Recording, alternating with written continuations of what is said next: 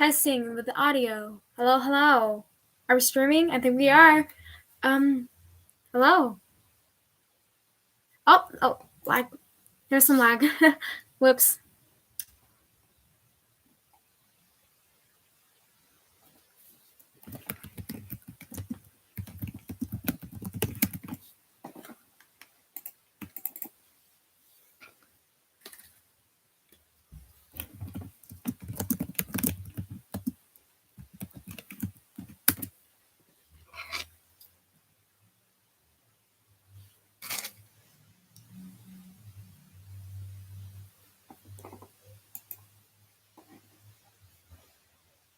Is there an echo?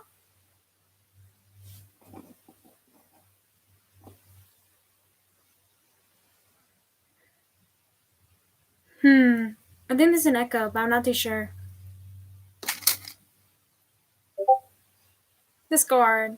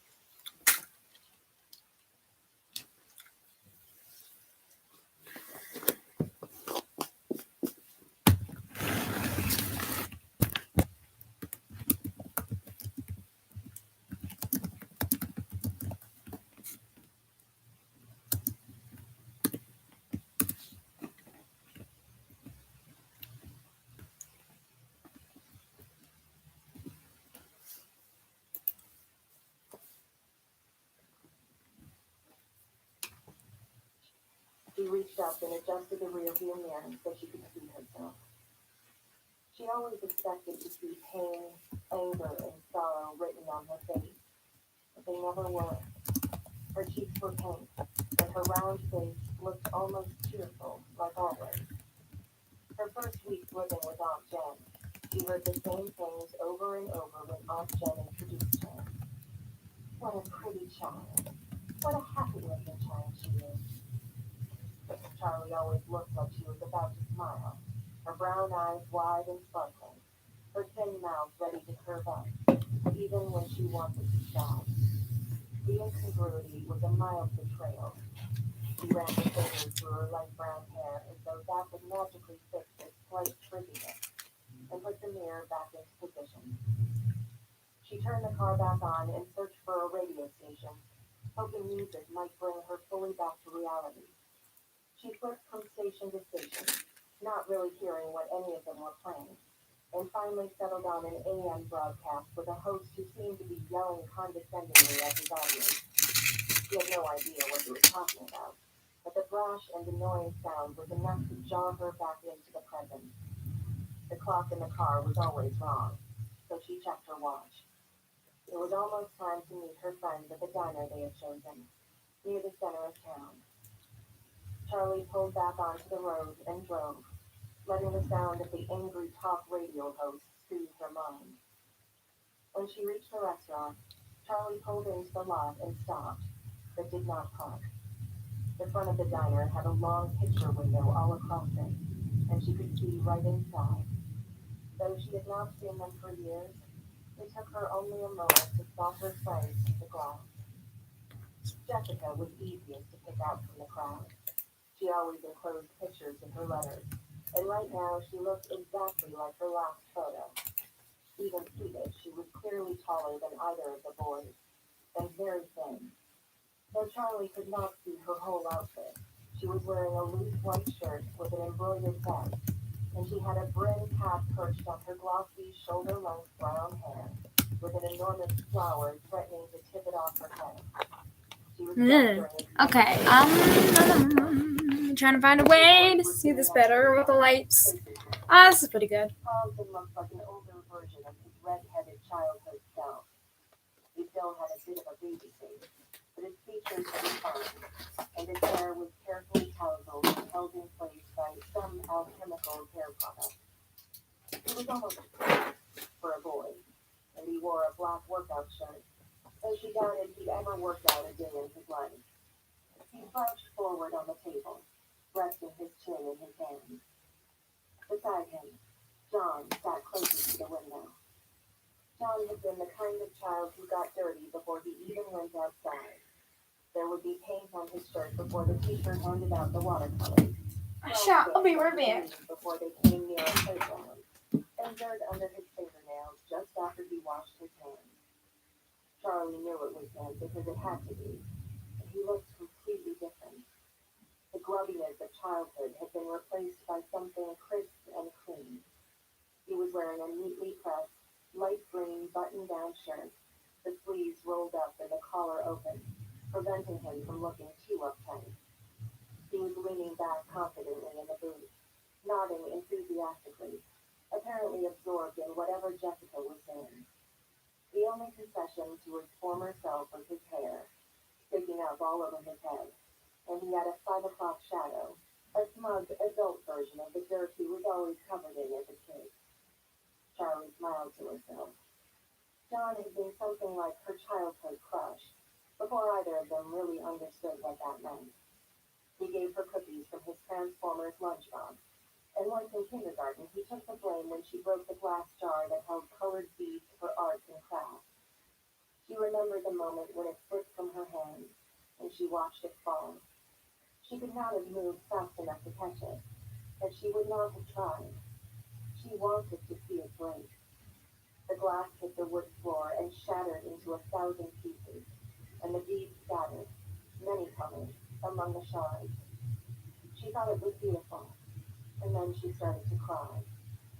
John had a note sent home to his parents, and when she told him thank you, he had winked at her with an irony beyond his years, and simply said, So what?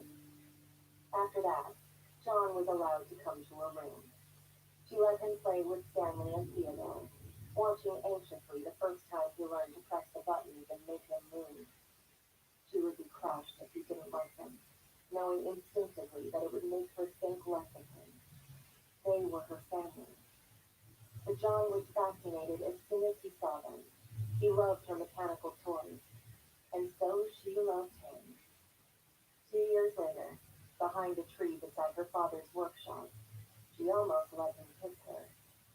And then it happened, and everything ended, at least for Charlie. Charlie shook herself, forcing her mind back to the present. Looking again at Jessica's polished appearance, she glanced down at herself. Purple t-shirt, denim jacket, black jeans, and combat boots. It had felt like a good choice this morning, but now she wished she had chosen something else. It's all you ever wear, she reminded herself. She parked and locked the car behind her, even though people in Hurricane did not usually lock their cars. Then she went into the diner to meet her friends for the first time in 10 years. The warmth, noise, and light of the restaurant hit her in a wave as she entered. For a moment she was overwhelmed, but Jessica saw her pause in the doorway and shouted her name. Charlie smiled and went over. "Hi," she said awkwardly, flicking her eyes at each of them but not fully making contact. Jessica scooted over on the red vinyl bench and patted the seat beside her. "Here, sit," she said. "I was just telling John and Carlton about my glamorous life." She rolled her eyes as she said it, managing to convey both self-deprecation and a sense that her life was truly something exciting. "Did you know Jessica lives in New York?" Carlton said. There was something careful about the way he spoke, like he was thinking about his words before he formed them. John was silent, but he smiled at Charlie anxiously. Jessica rolled her eyes again, and with a flash of deja vu, Charlie suddenly recalled that this had been a habit even when they were children. 8 million people live in New York, Carlton. It's not exactly an achievement, Jessica said. Carlton shrugged. "I've never been anywhere," he said. "I didn't know you still lived in town," Charlie said. "Where else am I going to live? My family has been here since 1896, he added, deepening his voice to mimic his father. "Is that even true?" Charlie asked. "I don't know," Carlton said in his own register. "Could be. Dad ran for mayor 2 years ago. I mean, he lost, but still, who runs for mayor?" He made a face. "I swear, the day I turn 18, I am out of here." "Where are you going to go?" John asked, looking seriously at Carlton. Carlton met his eyes, just as serious for a moment. Abruptly, he broke away and pointed out the window, closing one eye as if to get his aim true. John raised an eyebrow as he looked out the window, trying to follow the line Carlton was pointing to. Charlie looked too. Carlton wasn't pointing at anything. John opened his mouth to say something, but Carlton interrupted. "Or," he said as he smoothly pointed in the opposite direction. "Okay." John scratched his head, looking slightly embarrassed. "Anywhere, right?" he added with a laugh. "Where's anyone else?" Charlie asked, peering out the window and searching the parking lot for new arrivals. "Tomorrow," John said. "They're coming tomorrow morning," Jessica jumped in to clarify. "Marla's bringing her little brother. Can you believe it?" "Jason?" Charlie smiled. She remembered Jason as a little bundle of blankets with a tiny red face peeking out. "I mean, who wants a baby around?" Jessica adjusted her hat primly. "I'm pretty sure he's not a baby anymore," Charlie said, stifling a laugh. "Practically a baby," Jessica said. "Anyway, I booked us a room at the motel down by the highway. It was all I could find. The boys are staying with Carlton." "Okay," Charlie said. She was vaguely impressed by Jessica's organization, but she wasn't happy about the plan. She was loath to share a room with Jessica, who now seemed like a stranger.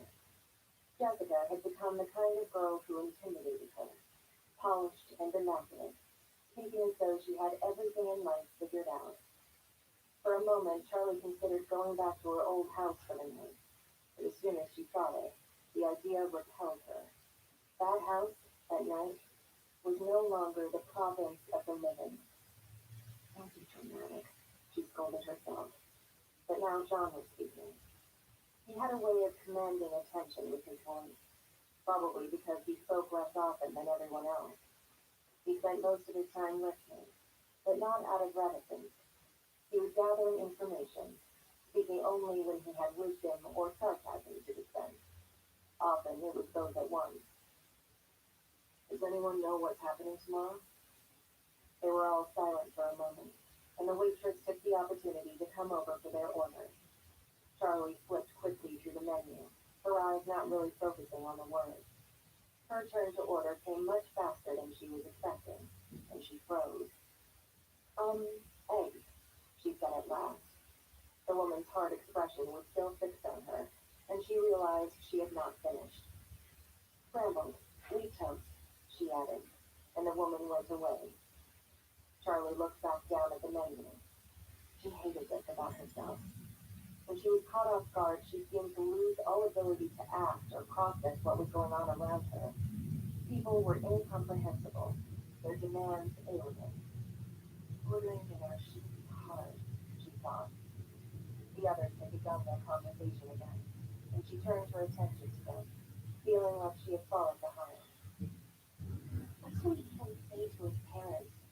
Jessica was saying. Carlton, do you ever see them? Charlie asked. Not really, he said. Around, I guess. Sometimes.